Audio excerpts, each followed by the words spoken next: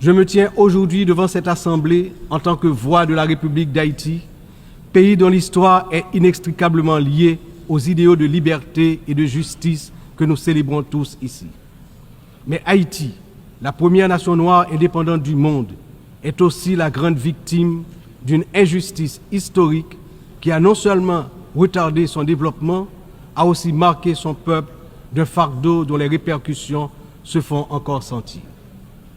En 1825, à peine 21 ans après avoir gagné sa liberté au prix d'une lutte héroïque, Haïti a été contrainte de payer une dette colossale à la France, pays colonisateur, en échange de la reconnaissance de son indépendance.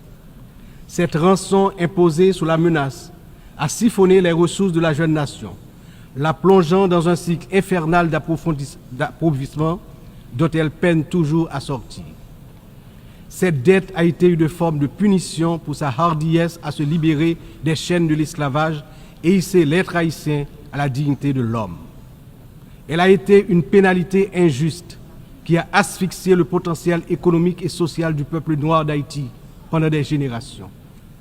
Dans le contexte d'aujourd'hui, où plus que jamais, l'attention est portée sur les efforts pour restaurer sans délai la sécurité et répondre aux immenses besoins humanitaires en Haïti, il me paraît important d'attirer l'attention de l'Assemblée sur les séquelles du passé colonial et des rançons payées à certaines puissances qui ont largement hypothéqué le développement d'Haïti.